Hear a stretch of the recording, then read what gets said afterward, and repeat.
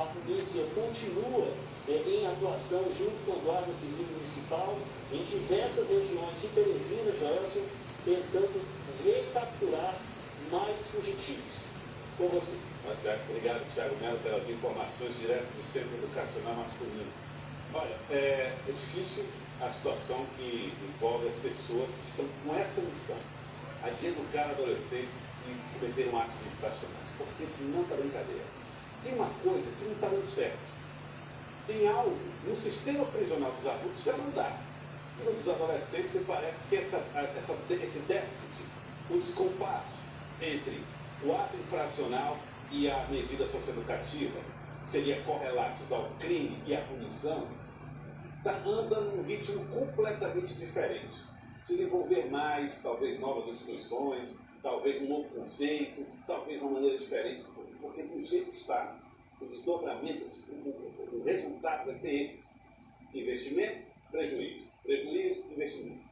É preciso mexer com essa estrutura toda que envolve a contratação de mais gente com qualificações específicas, mais instituições envolvidas, igreja envolvida, está fazendo agora que igreja envolvida, coisas desse tipo para tentar resolver esse problema. Enquanto isso, lá em Parnaíba, uma operação teve uma repercussão que envolveu vários estados do Nordeste. Prisões, 8 prisões para serem postas em prática e executadas em 3 estados diferentes. O Piauí era só. Boa tarde, pessoal.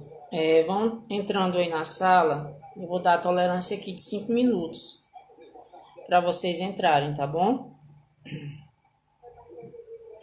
Avisem lá pro pessoal entrar na sala.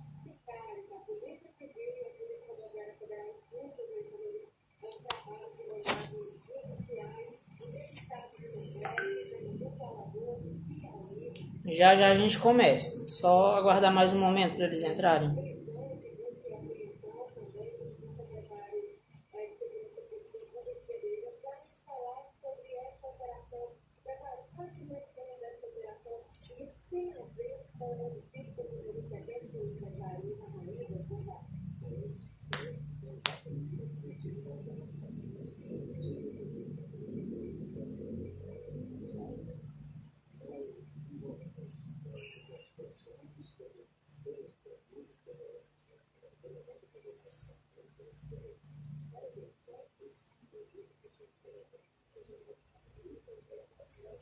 Vocês que já entraram, peguem caneta e papel, caneta e caderno, para estarem anotando algumas coisas que eu vou estar falando para vocês.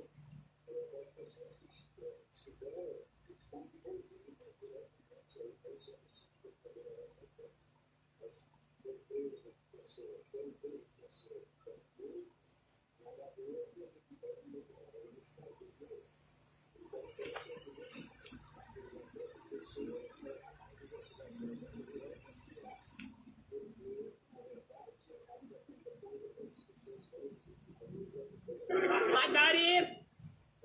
O nosso candidato aqui ganhou as manumas.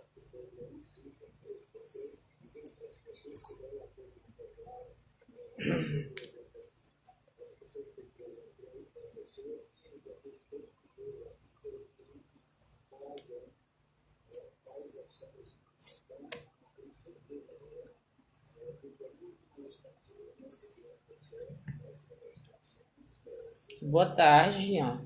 Quanto tempo? Vou começar com sociologia, viu? E áudio? Não ouvi áudio aqui não. Vocês ouviram o áudio?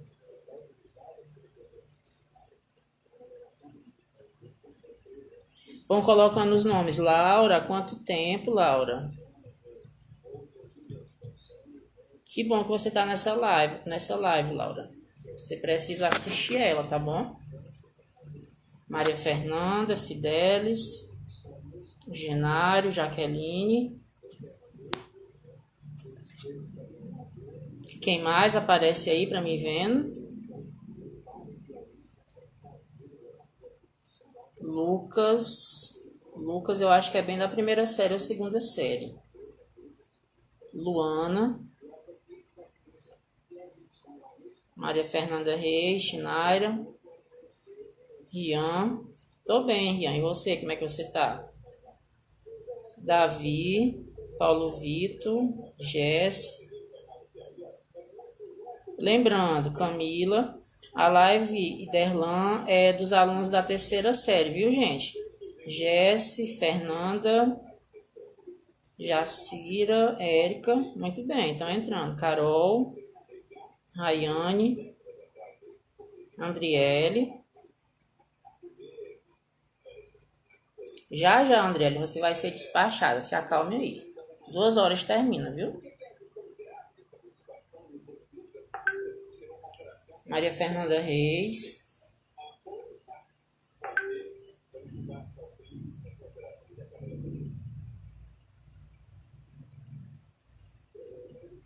O Rian. Pessoal, vamos começar, né? Eu acredito que já deu prazo para todo mundo entrar, senão vai atrasar a nossa live. O Elson, Francisca, Lívia. Pois vamos lá. Então, como vocês já sabem, vocês vão fazer essa avaliação, é uma avaliação diagnóstica. Nessa avaliação terá 15 questões de cada disciplina. Vocês vão fazer 15 questões, no nosso caso, de geografia e 15 questões de sociologia. Vocês já sabem também da data da avaliação, né? Então, se organizem. Relacionado a essa avaliação, vocês são alunos já da terceira série, né? Vocês já estão sabendo de como vocês têm que fazer uma avaliação com critérios, tem que fazer uma avaliação bem analisada, né? Porque vocês sabem, vocês estão sendo preparados para o Enem. Então, o que eu quero dizer para vocês? Que a avaliação está uma avaliação ao nível de vocês, ao nível de aluno da terceira série, certo? Então, não vá pensar que é uma avaliação muito fácil, porque ela não será. Logo, como eu já disse, vocês são alunos da terceira série. Não vão também esperar uma avaliação difícil, porque vocês também ainda estão na escola, tem que aprofundar os conhecimentos de vocês. Mas o que eu quero dizer, assim como eu falei para os meninos nas lives passadas, vocês têm que ter cuidado na avaliação. A avaliação, vocês têm que ter atenção.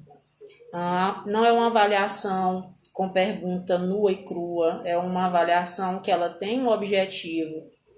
Nessa avaliação, vocês vão encontrar gráficos em geografia, já vou adiantando para vocês, vão encontrar imagens, vão encontrar charts, encontrar também, principalmente, trecho de textos, de informações da atualidade, certo? Relacionado ao nosso assunto. Também vocês podem encontrar poemas, vocês podem encontrar músicas. Mas vocês perguntam, professor, o que é que isso tem a ver com o nosso assunto? Tem tudo a ver. Eu pego algo, certo? Pego um poema, pego uma música, uma informação que tem a ver com o nosso assunto. Por quê? Porque a prova do Enem, vocês sabem, é uma prova contextualizada. Não é aquela prova de perguntar o que é, complete, como é, julgue verdadeiro ou falso. Não é. É uma prova que ela tem que ter uma certa atenção de vocês para estarem respondendo. Então, a mesma coisa eu peço para vocês. Tenham atenção para responder a prova de geografia e a prova de sociologia. É uma prova que ela não está difícil. Vocês que estão estudando esses assuntos, que assistiram os meus vídeos das aulas anteriores, que estão também assistindo o vídeo de hoje da nossa live, poderão esclarecer todas as dúvidas que tenham, certo? E a partir daí, a gente vai entrar no consenso para nós sanarmos todas essas dúvidas que vocês têm. Já adianto também que eu acredito que vocês não têm tantas dúvidas, porque é um assunto de segunda série, que talvez vocês viram no ano passado, ou se não tiverem vistos, vocês já ouviram falar lá no ensino fundamental, no 9º ano. Então não é nada assim de novidade, o que eu passei para vocês, tanto na geografia como na sociologia. Então, eu peço que vocês tenham atenção, certo? Façam a prova conscientes, leiam bem antes de entregar a prova de vocês. E esperem que tenha uma prova fácil, porque a prova está fácil realmente. Porém, vocês têm que ter atenção, certo? Então, a gente vai começar essa nossa live de hoje revisando alguns assuntos que eu apliquei para vocês durante esse período desse programa, né? Do mês de janeiro até o mês de agora. Outra coisa também, eu poderia fazer essa prova do dia 15 pegando todos os assuntos que nós vimos em História e Geografia desde janeiro. Só que eu não fiz isso, certo? Porque eu acredito que, além de ser muito assunto, devido ao momento que nós estamos vivendo, nós não estamos na sala de aula, apesar de vocês terem os vídeos das aulas, que toda aula eu estou gravando o vídeo, mas apesar de tudo isso, eu acredito que fica muito difícil assim, para vocês responderem uma prova com todos esses assuntos. Então eu fiz o seguinte, eu enxuquei esses assuntos. Eu reduzi os assuntos, deixei para cobrar nessa avaliação apenas os últimos assuntos que nós vimos. E eu coloquei 3 assuntos. Por quê? Porque são 15 questões. Não daria para me fazer 15 questões também só de um assunto, só de 2 assuntos. Então, eu coloquei 3 assuntos para vocês estarem estudando. Vamos aí agora para a disciplina de Sociologia. Vocês abram lá na plataforma de sala de aula, ou então anotem no caderno de vocês. O primeiro assunto da nossa avaliação de Sociologia é aquele assunto da aula do dia 10/3. Esse assunto está em torno das instituições sociais. Antes de começar, qualquer dúvida que vocês tenham, coloquem aí nos comentários para mim tá vendo, tá bom? E aí eu respondo vocês. Pois bem, vamos lá começar sobre as instituições sociais. Eu coloquei um link lá para vocês na plataforma, que lá nessa plataforma dá o conceito de instituições sociais. Então, qual a primeira coisa que vocês têm que compreenderem para fazer essa avaliação de sociologia, essa avaliação diagnóstica? O conceito de instituição social. Vocês têm que saber o conceito de instituição. Instituições sociais são o quê? São instrumentos reguladores e normativos das ações humanas. As instituições sociais, gente, elas têm diversas maneiras de serem criadas.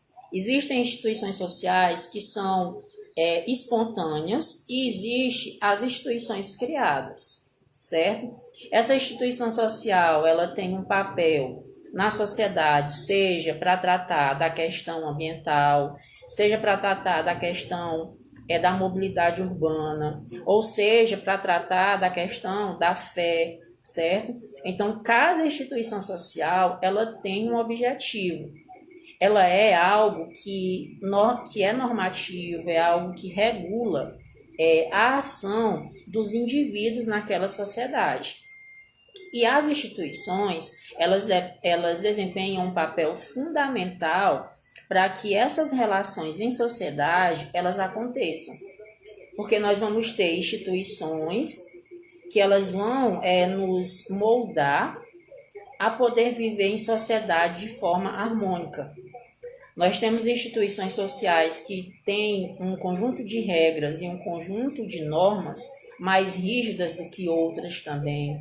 Nós vamos ter instituições sociais que elas permitem que a pessoa se sinta bem naquele lugar, naquela instituição, que ela se sinta acolhida, certo? Então, cada instituição social, ela tem o seu papel em sociedade. Então, vocês podem colocar aí no primeiro tópico sobre esse assunto seguinte. Coloquem instituições sociais. E embaixo do nome instituições sociais, vocês colocam o conceito. Qual o conceito de instituições sociais? Instituições sociais, vou repetir, são instrumentos reguladores e normativos das ações humanas, certo? Repetindo, instituições sociais são instrumentos reguladores e normativos das ações humanas. Esse é o conceito de instituição social. Então, o primeiro passo em torno desse assunto é aprender o conceito. Depois disso, vocês vão ver aqui que existe os tipos de instituição, certo? Então, coloquem embaixo desse conceito. Tipos de instituição. Coloquem aí. Se eu estiver falando rápido, vocês me digam, viu? Se você estiver tendo tempo para anotar. Colocaram? Coloquem só assim, tipo de instituições. Então, voltando. As instituições, gente, por elas serem abrangentes, por o Brasil e o mundo existir várias instituições sociais, elas vão ser classificadas em alguns tipos. E aí nós vamos ter toda uma nomenclatura dessas instituições. Qual é o primeiro tipo de instituição que vocês vão ter? Coloquem aí. Instituição espontâneas. Instituições espontâneas. Tá bom, Genaro. Colocou tipo de instituição e instituição espontâneas.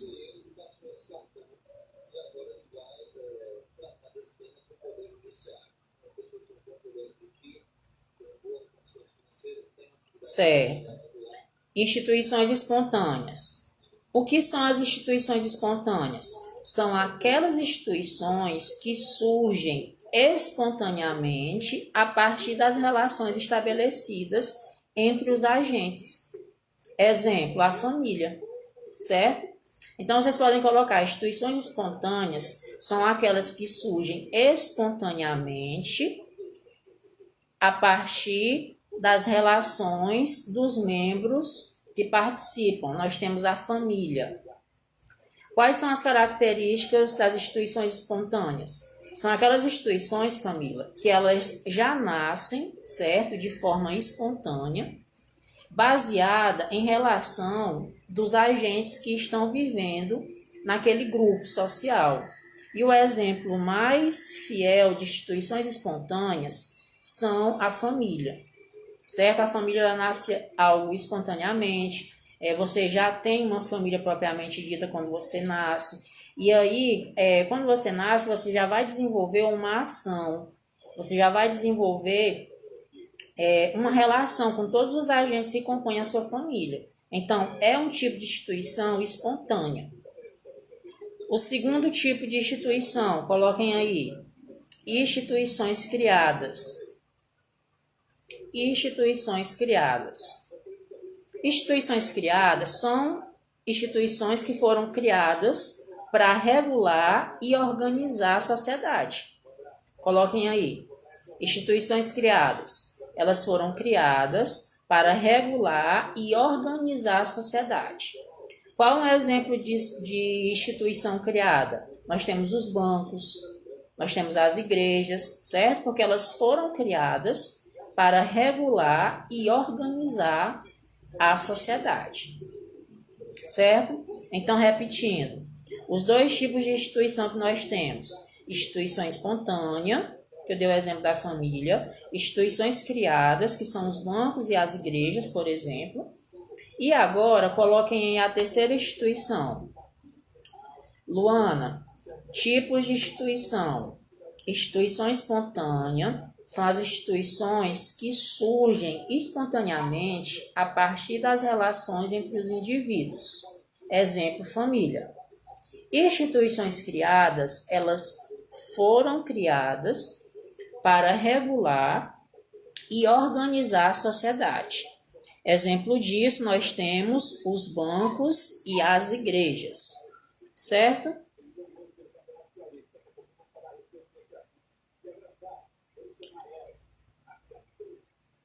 Vai escrevendo aí, André. Aí você vai escrevendo rápido mesmo, que depois você vai ler lá no material, que é a mesma coisa, entendeu? Repetindo, os tipos de instituições, eu falei duas instituições, instituições espontâneas e instituições criadas. Agora eu vou estar falando da terceira instituição, instituição reguladora, certo? Instituições reguladoras. O que são instituições reguladoras? Instituições criadas a partir de diversos aspectos da sociedade, certo? Instituições reguladoras foram criadas a partir de diversos aspectos da sociedade. Exemplo, as instituições religiosas e as instituições educativas. Por exemplo, a escola. A escola e a igreja, elas são instituições instituições reguladoras, certo? Instituições reguladoras são instituições que foram criadas sobre diversos aspectos da sociedade. Exemplo, os bancos e as igrejas. Pronto, vocês já colocaram instituições reguladoras, Rian, instituições que regulam diversos aspectos da sociedade. Por exemplo, as igrejas e as escolas, certo? Nós temos instituições reguladoras. Pronto. Vocês já colocaram instituições espontâneas, instituições criadas e instituições reguladoras. Muito bem, a Camila está perguntando. Só um momento. Qual a diferença entre as instituições criadas e as instituições reguladoras? Praticamente, as duas se complementam, Camila. Eu posso ter uma instituição criada que ela pode ser reguladora, certo? Por exemplo, a igreja. A igreja é uma instituição criada e também pode ser reguladora. O banco é uma instituição criada, mas também ela pode ser uma instituição reguladora, certo? Então, as instituições criadas e as instituições reguladoras, praticamente elas são as mesmas, entendeu? Eu posso ter uma criada e eu posso ter uma reguladora. Elas se diferenciam somente na questão da forma que elas foram criadas. Por exemplo, nós temos instituições criadas que elas são relacionadas à economia, como os bancos. Nós temos instituições econômicas reguladoras, como os bancos. Nós temos instituições criadas relacionadas à religião, que é a igreja. E temos instituições reguladoras relacionadas à religião, que é também a igreja. Entendeu? Só diferencia o sentido dela, entendeu? Pois bem, agora vocês vão colocar a última instituição, as instituições operacionais. A reguladora é como se ela fosse guiar certo aspecto da sociedade. Sim, Camila, a reguladora ela tem o papel de regular, ela tem o papel de ali segurar determinada ação de um indivíduo na sociedade. Ela tem como dar um direcionamento, certo? É uma instituição reguladora. A última instituição é a instituição operacional. Instituição operacional é aquela que desempenha diversos aspectos na sociedade. Instituição operacional é aquela que desempenha diversos aspectos na sociedade. Qual é um exemplo de uma instituição operacional? Nós temos os departamentos de finanças. Os departamentos de finanças, eles têm essa possibilidade de ele direcionar, dele estar relacionado a uma instituição operacional, certo? Então, vocês anotaram os 3 tipos de instituições: instituições espontâneas, instituições criadas, instituições reguladoras e instituições operacionais. Agora, vocês vão colocar no caderno de vocês aí a última fase desse assunto aqui. Exemplos de instituições sociais. Coloquem aí. Exemplos de instituições sociais. Quando nós vamos falar de exemplos de instituições sociais, nós temos várias. Vocês vão olhar aqui no site, nesse link, que são várias. Mas aí eu vou dar alguns exemplos para vocês podem colocar. A gente tem as instituições familiares, coloquem aí. São exemplos de instituições sociais. Instituições familiares. Só um momento, Camila. Instituições familiares, instituições de ensino, instituições religiosas, certo? São alguns exemplos de instituições sociais. Que aí vocês têm que aprender qual é o objetivo de cada instituição dessa. Qual é o objetivo da instituição familiar? Qual é o objetivo de uma instituição de ensino? Qual é o objetivo de uma instituição religiosa, entendeu? É somente vocês aprenderem qual o objetivo de cada instituição. Agora, voltando aqui à dúvida da Camila. Ela está falando para mim, dar uma explicação novamente sobre as instituições operacionais. As instituições operacionais, Camila, ela está relacionada à questão de operar diversos aspectos na sociedade. É uma instituição que ela opera diversos aspectos na sociedade. Por exemplo, é a instituição financeira. A instituição financeira, ela opera um aspecto da sociedade, que é o quê? O dinheiro, certo? Por exemplo, vamos dar um exemplo de outra instituição operacional. Vamos dizer o hospital. O hospital ele pode também ser uma instituição operacional. Por quê? Porque o hospital ele opera algum serviço relacionado à saúde.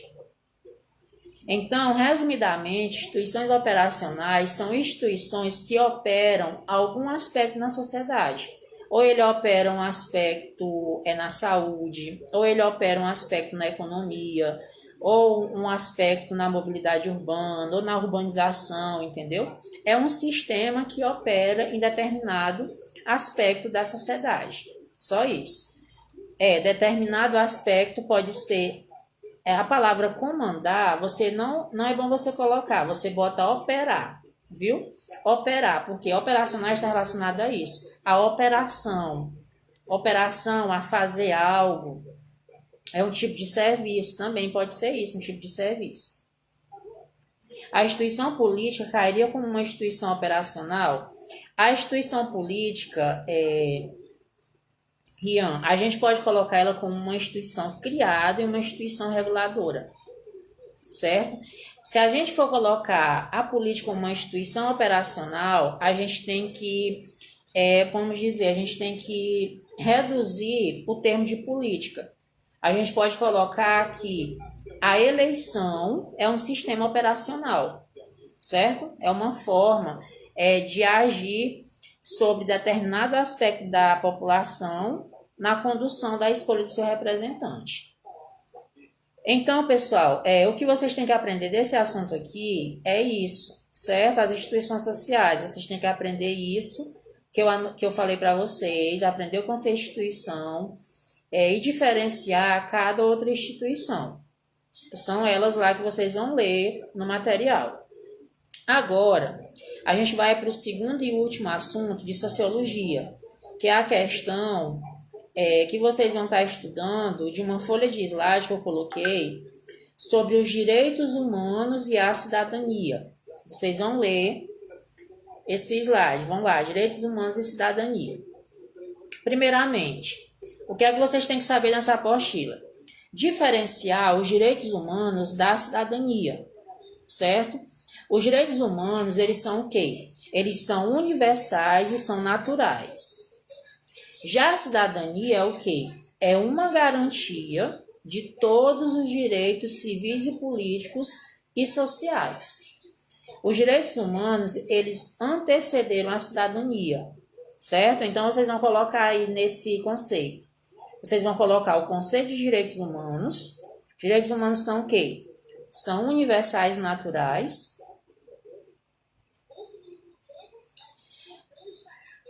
A Camila disse que vai mandar depois para vocês que não estão anotando, viu? Então, continuando. Os direitos humanos, eles são o quê? Universais e naturais. Já a cidadania é o quê? É você ser um cidadão e ter garantido os seus direitos civis, políticos e sociais. Então, a primeira coisa que vocês têm que saber é isso, diferenciar os direitos humanos da cidadania. Direitos humanos, ele antecede a cidadania, e a cidadania, ela sucede os direitos humanos. Continuando aqui, vocês têm que entender também aqui uma cronologia sobre o surgimento das instituições democráticas relacionada aos povos da antiguidade. As instituições democráticas, como vocês vão ver aqui, isso que eu estou falando para vocês está no slide, viu? É só vocês lerem lá. As instituições democráticas, elas vão anteceder determinadas coisas e vão suceder outras coisas. Por exemplo, as instituições democráticas, elas vão anteceder, certo? Elas vão anteceder a Lei das 12 Tábuas. E as instituições democráticas, elas vão surgir depois de quê? Depois do Código de Hammurabi, depois do poder do Estado, depois das leis de Clístenes, certo? Então, aqui vocês vão ter atenção para entender quando foi que as instituições democráticas surgiram e o que foi que antecedeu essas instituições democráticas e logo após o que foi que sucedeu essas instituições democráticas. É só vocês fazerem uma observação. Quando a gente fala de cidadania também, a gente tem que lembrar do feudalismo, certo? Então, vocês podem colocar a cidadania, para ser compreendida, nós temos que fazer um estudo do feudalismo, certo? E aí eu pergunto para vocês que já estudaram sobre o feudalismo na primeira série, com certeza sabem responder. Por que a cidadania, para ela ser compreendida, eu tenho que estar estudando o feudalismo? O que é que o feudalismo ele pode me dar de informação para mim compreender que a cidadania deveria ser existente? Vou fazer a pergunta para vocês. Lá na Idade Média, no feudalismo, a sociedade, como que ela era chamada naquele período? Alguém sabe me dizer? Era uma sociedade o quê? No feudalismo. Como que as pessoas viviam lá no feudalismo? Tem um nome para aquela sociedade. Ela era uma sociedade o quê? Alguém sabe? Coloca aí nos comentários para mim.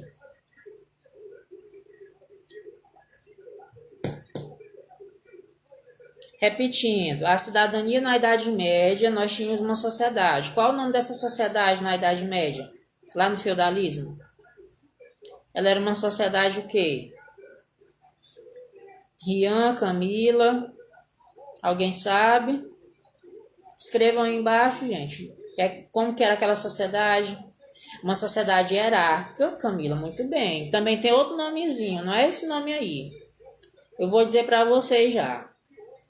Era uma sociedade estamental, viu? Então, por que a cidadania ela tem que estudar o feudalismo? Porque a cidadania ela vai ser o quê? Ela vai ser totalmente diferente da Idade Média. A cidadania eu vou ter o quê? Eu vou ter o poder da escolha de um representante. Lá no feudalismo eu tenho o quê? Uma sociedade estamental. O que é uma sociedade estamental? Uma sociedade em classes sociais, uma sociedade em estamentos, certo? Uma sociedade onde eu tinha os privilegiados e os menos favorecidos. Com a cidadania, apesar de eu ainda ter certa desigualdade, na cidadania eu já vou ter a possibilidade de escolher o meu representante, certo? Então, vocês podem anotar aí nas anotações de vocês. O chat tá atrasado? Tá atrasado para mim, Camila.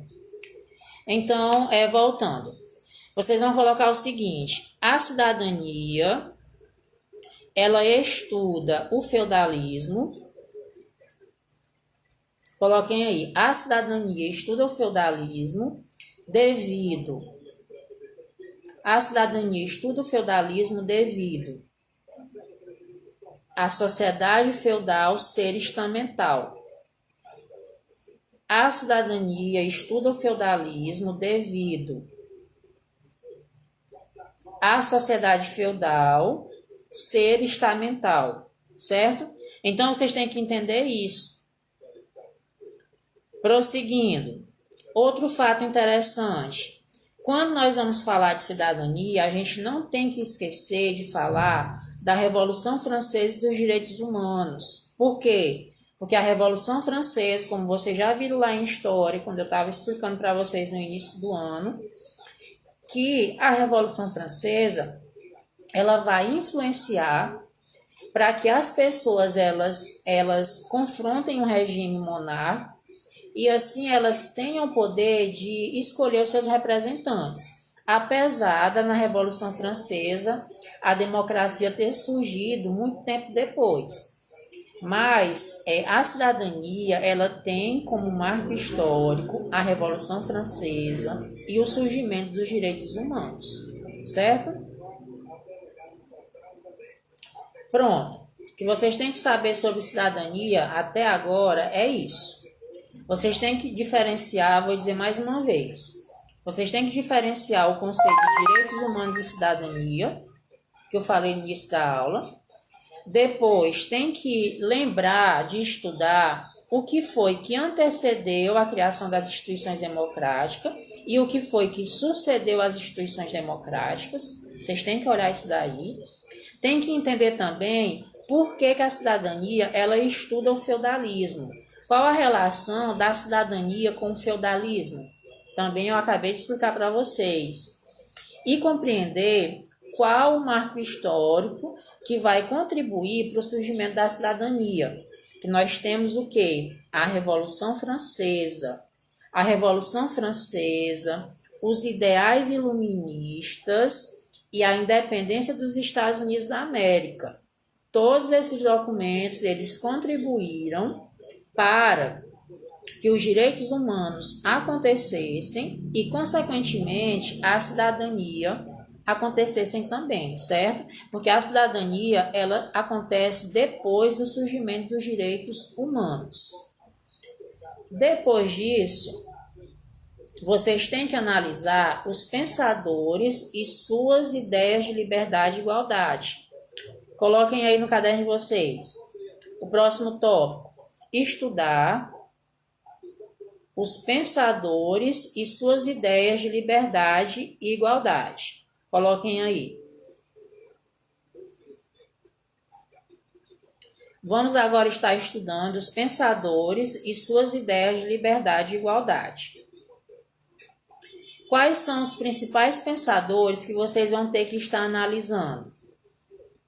Vocês vão ter que estar analisando John Locke, coloquem aí. Analisar John Locke. Analisar Rousseau, certo? Analisar John Locke e Rousseau. Karl Marx também. Repetindo, vocês vão ter que estudar John Locke, Rousseau, Karl Marx. E, por fim, Durkheim. Certo? Então, quais são os 3 pensadores que vocês vão ter que estudar? O John Locke, Rousseau, Karl Marx e Emile Durkheim. Vocês vão estar estudando qual a relação que cada autor desse, cada sociólogo desse, tem a ver com o estudo da cidadania. Cada um deles tem uma ideia sobre o estudo da cidadania, certo? Aí vocês vão estar lendo cada um deles, certo? É uma leitura bem clara, porque se eu for me aprofundar em cada um deles, o tempo não vai dar para me estar explicando o resto dos assuntos. Depois disso, vocês vão ter que entender qual o conceito de direitos civis, direitos políticos e direitos sociais. Coloquem aí embaixo. Vocês vão ter que compreender o conceito de direitos civis, direitos políticos e direitos sociais. Professor, qual a diferença entre cada um? Os direitos civis, eles são construídos a partir do momento que aquela população ela tem os seus direitos respeitados e executados. Os direitos políticos vão surgir com a formação do Estado democrático. Quando o Estado democrático surge, as pessoas vão ter direito aos seus direitos políticos, que é o quê? Poder votar, poder se candidatar em determinado cargo público. E, por fim, os direitos sociais. O que são os direitos sociais? Os direitos sociais é o que a sociedade pode oferecer ao indivíduo e que ele tem esse direito exercido. Qual é um exemplo de direito social? Assistência à saúde, programas de lazer, moradia, certo? Esses são os direitos sociais. Então, pessoal, o assunto de sociologia que vocês vão estudar para a nossa avaliação é isso, certo? Prestem atenção nas dicas que eu falei para vocês. Estudem o que eu falei, tanto do assunto do dia 10/3 para o assunto do dia 17 e 24/3. Vocês vão ler as folhas de slides e também a questão daquele link que eu coloquei. Agora, vamos para a geografia. Alguém tem alguma dúvida em sociologia que queira perguntar? Falem aí. Alguém tem alguma dúvida em sociologia? Eu falei alguma coisa que vocês nunca estudaram, que vocês nem sabiam que existia? Porque eu acredito que não. Vocês leram o material já, fizeram atividades, inclusive responderam a atividade certa, que eu já dei o resultado para vocês, certo? Então eu acredito que não tem nenhuma dificuldade não, gente. É só vocês lerem o material. Certo? Só o Rian colocou um ok. Todo mundo, posso prosseguir para a geografia agora? Certo, Caroline, Genário, vamos lá para a geografia. Deixa eu abrir aqui. Geografia também, vocês vão estudar os assuntos da aula. Conceito de instituições espontâneas, a Camila. Camila, instituições espontâneas são o quê? Instituições espontâneas são as instituições que elas vão surgir espontaneamente a partir das relações estabelecidas entre os agentes sociais, tá bom? Como é que eu posso dizer que eu tenho uma instituição espontânea? É a partir do momento, Camila, que eu me relaciono com alguém e que é algo espontâneo, é algo que não depende de condição, é algo que não depende se a pessoa é bonita, se a pessoa tem alguma condição financeira, se a pessoa tem determinada roupa, entendeu? Instituição espontânea é o quê? É algo que surge espontaneamente. A partir do momento que você tem uma relação com um amigo seu da sua turma, você está desenvolvendo a criação de uma instituição, você está criando um vínculo com alguém, certo? E aí, a partir do momento que você se junta com outras pessoas, ali eu vou ter vários vínculos que eu posso dizer que é uma instituição espontânea. A amizade pode ser considerada algo que surgiu espontaneamente, certo?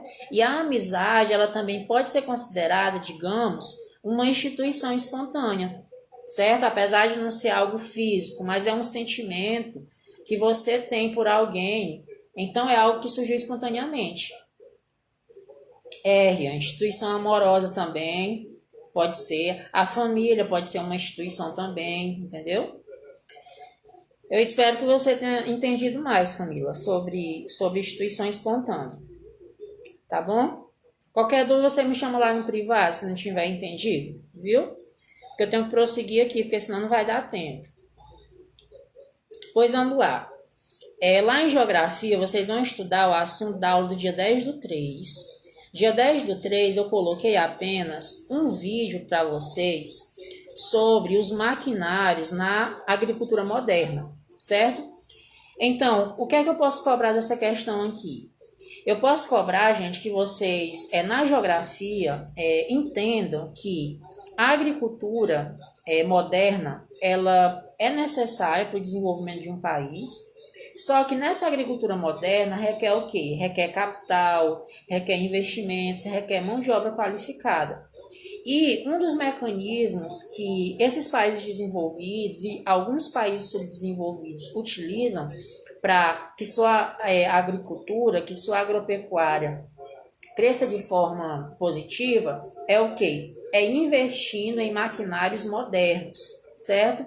Então, desse material de estudo aqui, eu quero que vocês tenham essa compreensão, certo? Que os maquinários modernos, eles são essenciais para que a agricultura moderna possa desempenhar o seu papel, para que assim se tenha uma produção em larga escala, para que assim o PIB daquele país ele cresça, certo?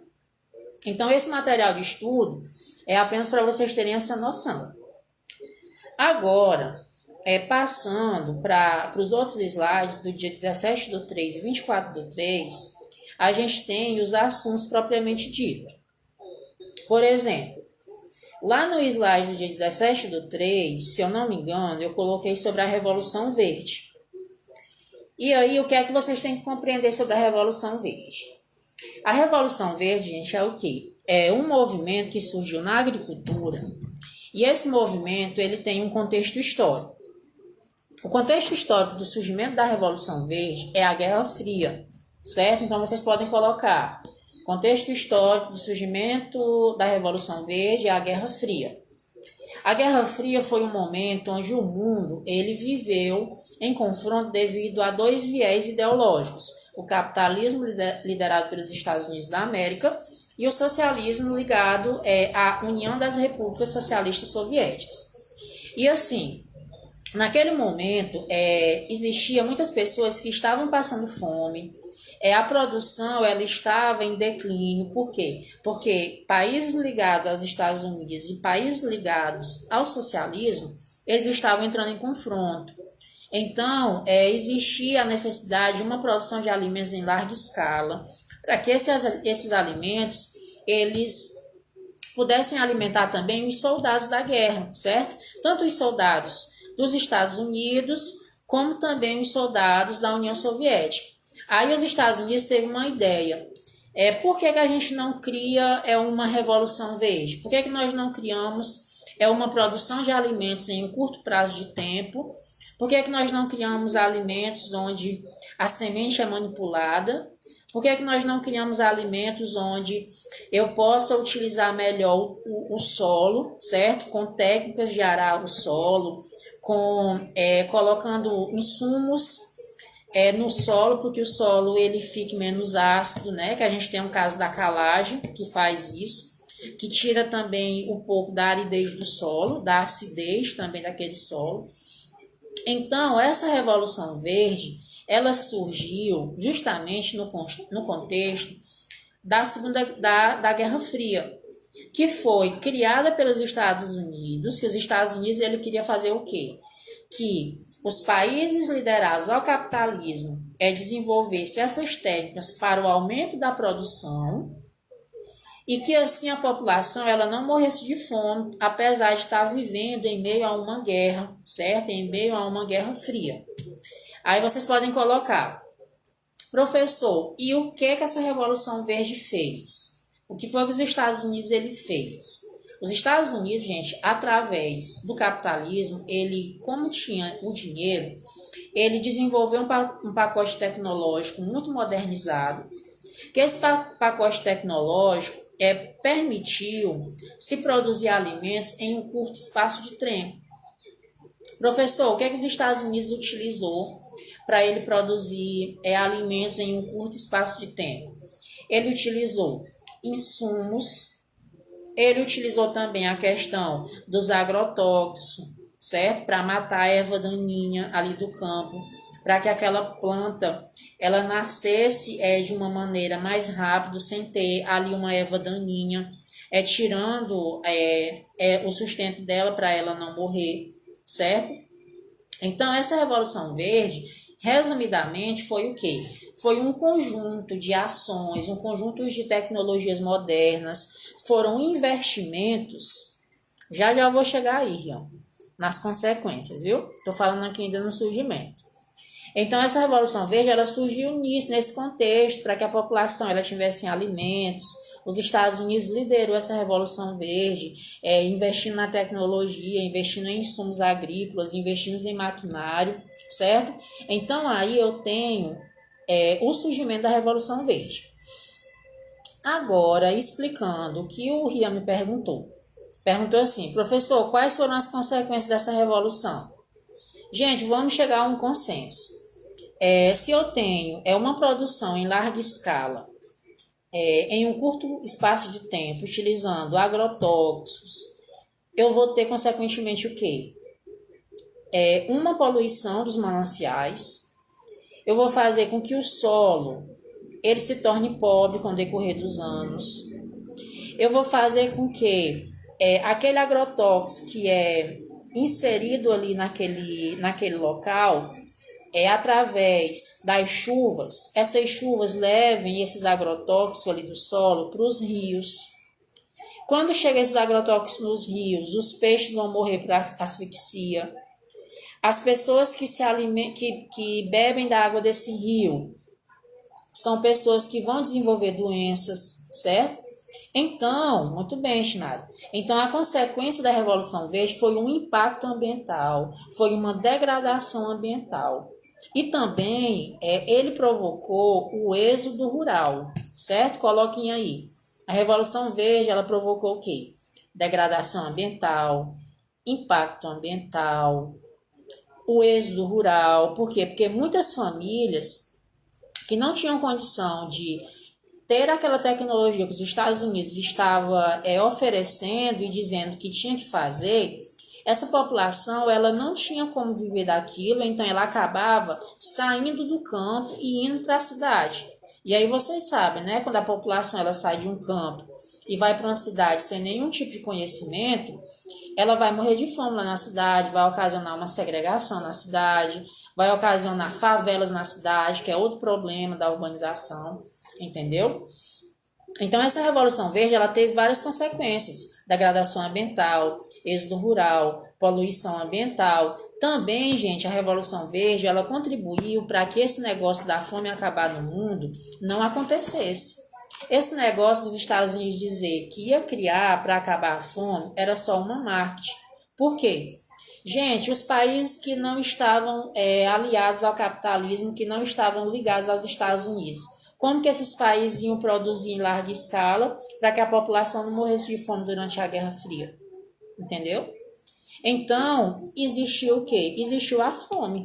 A fome continuou a existir. A Revolução Verde, ela continuou a promover a fome, a promover a desigualdade social. Aqueles países lá, Cuba, a própria União das Repúblicas Socialistas Soviéticas, como que ela ia aplicar a Revolução Verde, já que ela não era aliada do capitalismo dos Estados Unidos, entendeu? Então, essa Revolução Verde vai ocasionar tudo isso. Também, gente, essa Revolução Verde, vocês podem colocar aí, que vai influenciar a concentração fundiária. O que é a concentração fundiária? Agora, eu vou ter terras concentradas na mão de poucos. Lá nos Estados Unidos, a gente tinha poucas terras e a maioria dessas terras agora ela pertencia apenas a um proprietário. E aí esse proprietário ele tinha uma vasta região de terra e aí essa vasta região de terra ficava apenas para ele. E aquela população que precisava de um pedaço de terra, ela não tinha uma população. E aí ela acabava indo para a cidade, que é o fenômeno do êxodo rural, entendeu? Então, o que é que vocês têm que aprender desses slides aqui? Qual foi o contexto histórico dessa Revolução Verde? Surgiu ali em meados da década de 50, quando os Estados Unidos e a URSS eles estavam em um confronto na questão da Guerra Fria, certo?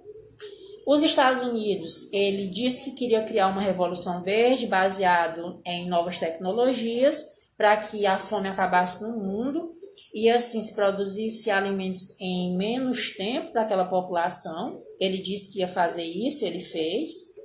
Porém, quais foram os malefícios disso? Que a fome continuou a existir, a degradação ambiental continuou a existir, o impacto ambiental também, a concentração fundiária também. Resumindo, gente, a Revolução Verde, ela ainda acontece até os dias de hoje, certo? Só que quem participa mais da Revolução Verde são os países desenvolvidos, que são países que têm a questão de ter a tecnologia apropriada para estar aplicando, certo? E de ter também a disponibilidade de terras de grandes latifundiários. Hoje, atualmente, a Revolução Verde ela ainda acontece no mundo, viu? Ela não acabou ainda, ela ainda acontece. Pois bem, essa é a explicação desse slide sobre a Revolução Verde. Agora, vocês vão para aquele outro slide que está falando dessa questão do espaço agrícola brasileiro, certo? E aí, pessoal, quando vocês vão estudar esse espaço agrícola brasileiro, o que é que vocês têm que entender? Vocês têm que entender algumas coisas que foram colocadas no início. Por exemplo, quando nós estudamos o espaço agrícola brasileiro, o que é que a gente vai analisar? Nós vamos analisar as propriedades agrícolas no Brasil, certo? E aí, quando eu analiso as propriedades agrícolas no Brasil, eu tenho que compreender alguns conceitos, como por exemplo, eu tenho que saber o que é o Estatuto da Terra, o que é o módulo rural, o que é o minifúndio, o que é o latifúndio, o que são leis das terras, o que são o Estatuto da Terra, o que são função social da terra, entendeu? Então, vocês têm que ler esses conceitos para estarem estudando para a prova, certo? Deixa eu fazer aqui um pequeno resumo para você. O que são as leis das terras? A lei das terras, gente, ela surgiu em 1850 e ela tinha como principal objetivo o quê? Instituir a posse das terras mediante a compra, certo? Então, a lei das terras foi só uma lei criada para que aquela pessoa que comprasse uma terra, ela tivesse a sua posse. Estatuto da Terra. O Estatuto da Terra foi criado lá na ditadura militar, em 1964. O que é que ele dizia? Que toda terra tem que cumprir a sua função social. Professor, o que é uma função social da terra? A função social da terra, gente, é aquela terra gerar benefícios para determinada população por meio de quê? Por meio de relações. Vamos dar um exemplo. A Chinara, ela é uma grande latifundiária e aí ela comprou um pedaço de terra lá na Coab. Só que a Chinara, ela quer esse pedaço de terra para daqui a 10 anos ela fazer a loja dela. E aí, durante 10 anos, o pedaço de terra da Chinara vai estar lá parado, vai estar lá só cercado, não tem ninguém produzindo, não tem ninguém plantando naquela terra, ela não construiu nada, tá só lá a terra, entendeu? Cheia de mato, para daqui a 10 anos ela colocar a loja dela. Então, o que é que a lei diz? Que a Chinara, ela não está cumprindo a função social da terra dela. Por quê? Porque ela comprou uma terra e ela está apenas o quê? Ela está apenas segurando aquele pedaço de terra para daqui a 10 anos ela fazer alguma coisa. E durante esses 10 anos ela não fez nada da terra. Então, durante esses 10 anos, aquele pedaço de terra poderia ter sido ocupado por outra pessoa que poderia morar, que poderia fazer uma roça, que poderia fazer um plantio de arroz, de feijão, entendeu? E assim, daria mais lucro para a cidade, daria mais lucro para a terra, certo? Então, resumidamente, a Chinara, ela não cumpriu a função social da terra. Ela apenas comprou uma terra, deixou a terra parada para só depois de 10 anos estar utilizando. E aí, gente, é o que acontece muito no Brasil hoje. Os grandes latifundiários, eles fazem isso. Eles compram lotes e lotes de terra, deixam lá guardados, daqui a 10, 20 anos, 5 anos fazem algo, certo? E aí, pessoal, aquela terra ela não faz a sua função social, ela não gera a sua função social.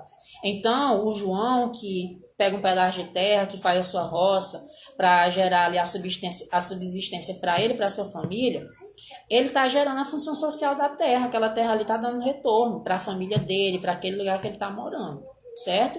Então, a função social da terra é isso que eu estou dizendo para vocês. Outra coisa, o que é um módulo rural? O módulo rural, gente, é o quê? E o que acontecia com essa terra? Não entendi, claro. E o que acontecia com essa terra? É a questão, claro, que eu estou dizendo. A terra ela tem que ser utilizada para alguma coisa, entendeu? Eu não posso apenas comprar uma terra para ela ficar lá parada por anos e anos, entendeu? Ela tem que gerar um lucro, ela tem que gerar uma função social, ela tem que gerar um retorno para a sociedade, ela tem que gerar um retorno para as pessoas, certo? É isso a função social da terra. Exatamente, Nara. A terra parada não faz com que o capital gire na cidade. Por quê? Porque essa terra, apesar dela ser sua, apesar dela ser privada, como eu disse, ela vai lhe dar o recurso para você, sim, daqui a 10 anos. Mas aí, durante esse tempo, essa terra vai servir para quem? Para ninguém, porque você não vai querer fazer nela nada. A Carol diz assim, então eu poderia invadir a terra dela se eu fosse utilizar para algo. Justamente, Carol, aí vai entrar a questão do MST, os movimentos sem terras. É por isso que os MST, eles invadem as fazendas das pessoas. Porque eles fazem o quê? Eles dizem o seguinte, ó, você comprou essa terra aqui, tá com 50 anos que você não fez nada. Então, essa terra aqui não tá tendo a função social, não. Aí, o que é que o MST faz? Apoia o invasor e toma a terra. E aí, a pessoa fica como dona daquela terra. Isso que ele fez é errado? Vamos dizer que não é errado, teoricamente. Porém, como ele não tem um papel daquela terra, ele pode ser punido, ele pode ser preso, pode ser mandado ser embora, entendeu?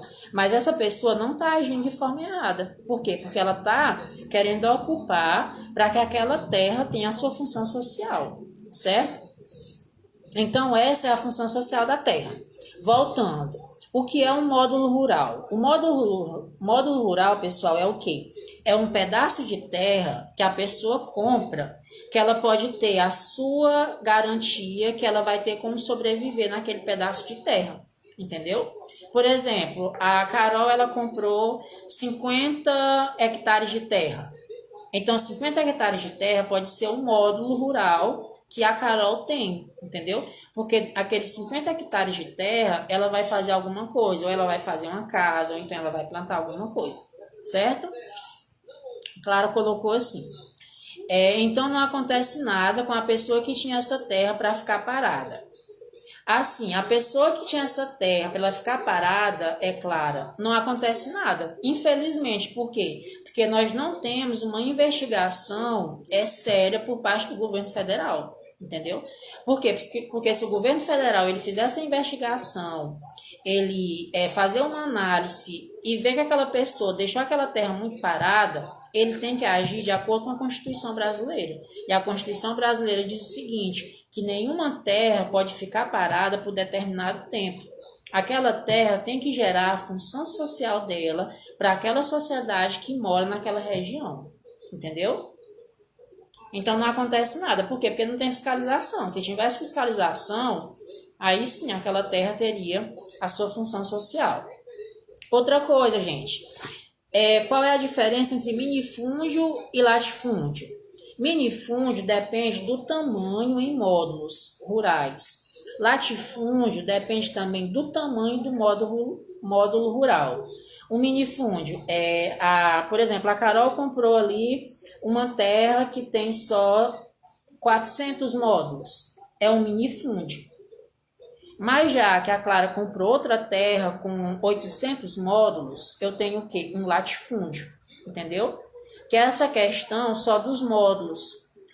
Abaixo de 600 módulos, eu tenho um minifúndio. Superior a 600 módulos, eu tenho um latifúndio, certo? Então, vamos dizer, a Clara comprou 1000 módulos. Então, ela tem um latifúndio. Ela é uma pessoa que ela tem muitos módulos de terra. Professor, me dê um exemplo de um latifúndio. Gente, como eu posso dizer? Um ginásio não, uma quadra não, esqueci o nome.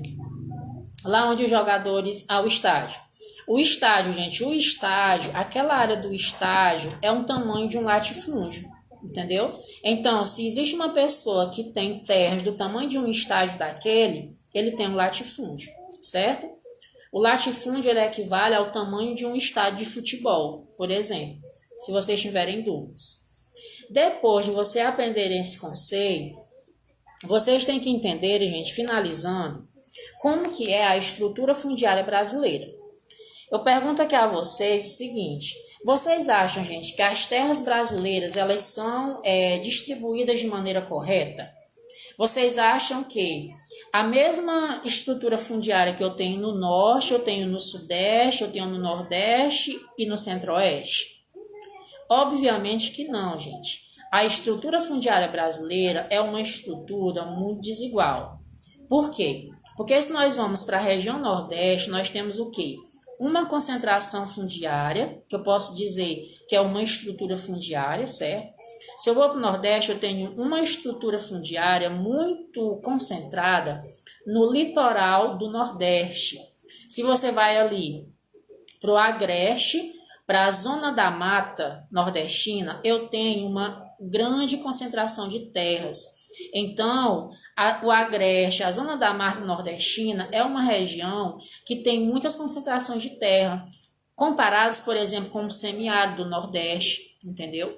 Então, a estrutura fundiária brasileira, como a Carol, a Camila, o Rian, a Jéssica, a Chinara e o Genário falaram, ela não é igual, ela é desigual. Continuando na questão da estrutura fundiária, lá na região centro-oeste, não se esqueçam, gente, região centro-oeste, ela é considerada a região mais produtora de grãos do Brasil.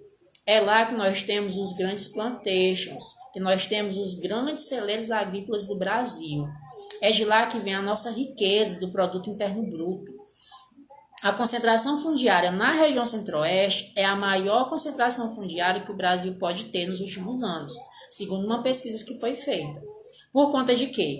Por conta que a maioria das terras de lá está nas mãos de grandes proprietários que, consequentemente, utilizam aquela terra para produzir o grão, para produzir a soja, certo? Aí, voltando àquela questão da função social. Gente, um latifundiário que ele utiliza determinada terra, como por exemplo lá no centro-oeste, para plantar soja, ele está cumprindo a função social da terra, viu? Apesar dele ser apenas o dono de grandes porções de terra, mas ele está usando a terra para fazer algo, ele está cumprindo a função social da terra. Então, ele está de acordo com a lei, ele está fazendo tudo correto. Pois bem, eu falei da concentração fundiária no Nordeste, no Centro-Oeste, e agora, só para finalizar, eu vou falar do Sudeste. Na região Sudeste, a gente tem uma concentração fundiária também grande relacionada ao quê? Relacionada à questão da urbanização, certo? Porém, existe um certo equilíbrio nessa questão fundiária na região Sudeste. Apesar de eu encontrar pessoas que têm um local para morar e outras que não têm um local para morar, certo? Que não tem terra para morar. Mas a região Sudeste é uma região que apresenta um certo equilíbrio, certo? Por quê? Porque apesar da população não ter onde morar, alguns deles, existem alguns abrigos que fazem com que essa população possa ter pelo menos uma casa para morar. Tudo bem? Então, o assunto da nossa avaliação, vocês têm que entenderem isso para avaliação de geografia. O que é, repetindo para vocês, vocês têm que entenderem a questão de por que maquinários modernos, por que a utilização de grandes máquinas na agricultura moderna é positivo para aquele país desenvolver a sua produção. Depois, vocês têm que compreender essa questão que eu falei no slide anterior, dessa relação da Revolução Verde, como foi que a Revolução Verde surgiu, qual foi o contexto dela, quais foram os benefícios da Revolução Verde, certo? Quais foram os malefícios da Revolução Verde, certo? Será que o Brasil ele adota a Revolução Verde? Gente, o Brasil ele adota a Revolução Verde, sim, porém em uma pequena escala. É só apenas os grandes latifundiários que desenvolvem uma certa Revolução Verde, certo? Eu não posso dizer que o Brasil como um todo desenvolve a Revolução Verde, é só uma pequena porcentagem. Depois de compreender toda essa questão da Revolução Verde, vocês vão lá para o slide que vai falar da estrutura fundiária do Brasil. E aí, para entender a estrutura fundiária do Brasil, vocês vão ter que lembrar do conceito de módulo rural, o que é o latifúndio, o que é o minifúndio, o que foi a lei das terras, certo? O que é a função social da terra, quando é que uma terra cumpre a função social dela.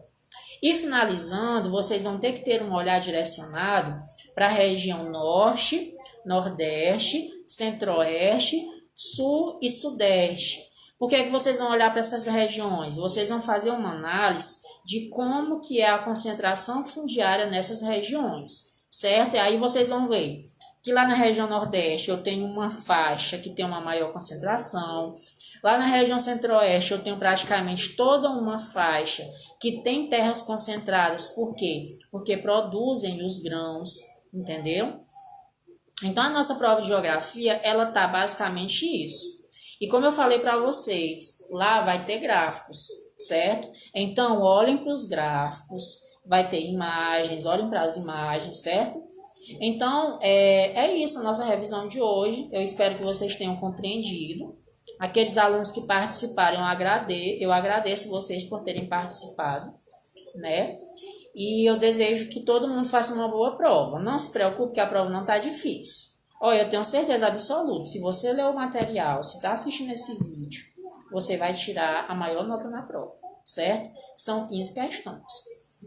Alguém tem alguma colocação para falar? Já terminou aqui a aula. Alguém quer falar alguma coisa? Tudo bem, Jaqueline, entendeu? Cadê a Laura? A Laura eu não viu mais. Cadê ela? Ela sumiu. Falei o nome dela, ela sumiu. Genário também. Tem poucos alunos do terceiro ano C hoje nessa live. Eu só vi só o Genário, a Jaqueline e a Francisca. Só vocês três. Tudo bem? Tudo bem, Camila, Carol, Chinara? Tudo bem, né? Pois tá tudo certo.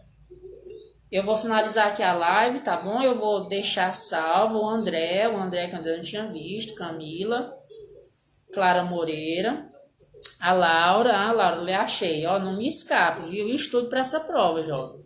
Fernanda, estudo para a prova, gente. Pablo, Érica, certo. Então, tudo bem, gente. Carol, a Jesse, o Eduardo Alves, será que ele participou dessa live? Você sabe me dizer? A Lívia. Muito bem, Laura, que bom que você gostou. Pois tá bom, gente, eu vou finalizar aqui a Jacira, certo? Muito obrigado por terem participado. A outra coisa, fugindo assim um pouco do assunto, prestem muita atenção, gente, nas atualidades que está tendo aí, viu? A política aí tá fervendo, viu? A política aí tá fervendo, a gente vai ter uma CPI agora para estar investigando o governo federal, os governadores e também a questão dos prefeitos, viu? Pela questão da pandemia, porque a nossa situação está muito crítica, muitas pessoas morrendo, certo? Eu aproveito e digo para vocês se cuidarem, gente, não vão andar por aí, se cuidem. E fé em Deus, a gente vai voltar ainda esse ano para a sala de aula, certo? Então acompanha aí a política.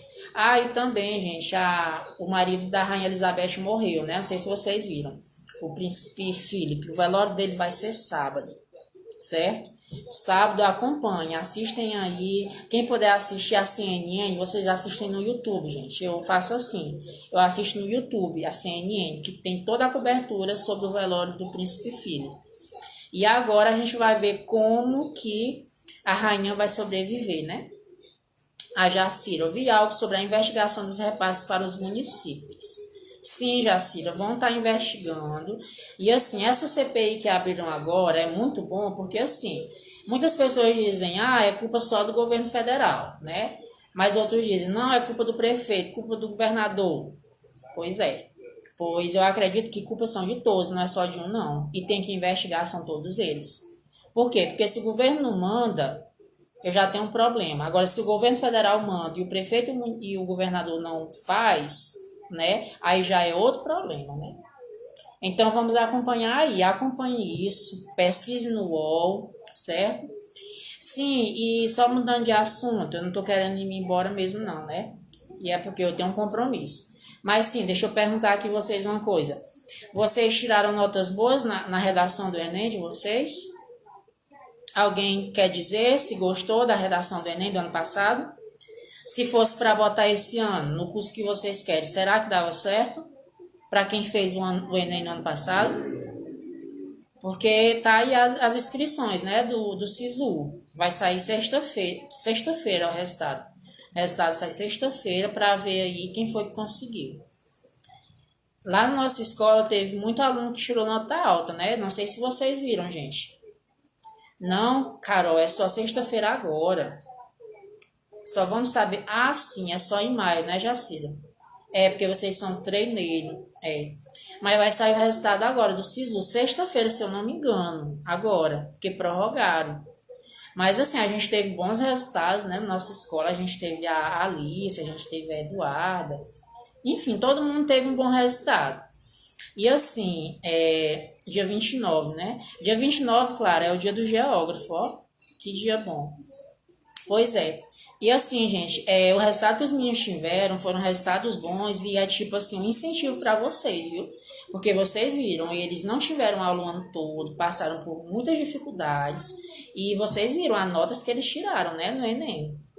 E aí foram notas boas, eu acredito que eles vão conseguir o curso dele, basta apenas ter assim uma estratégia na hora de escolher o curso. Porque também é estratégia, a gente tem que ter assim uma noção na hora de botar a nota para a gente não perder a vaga da gente.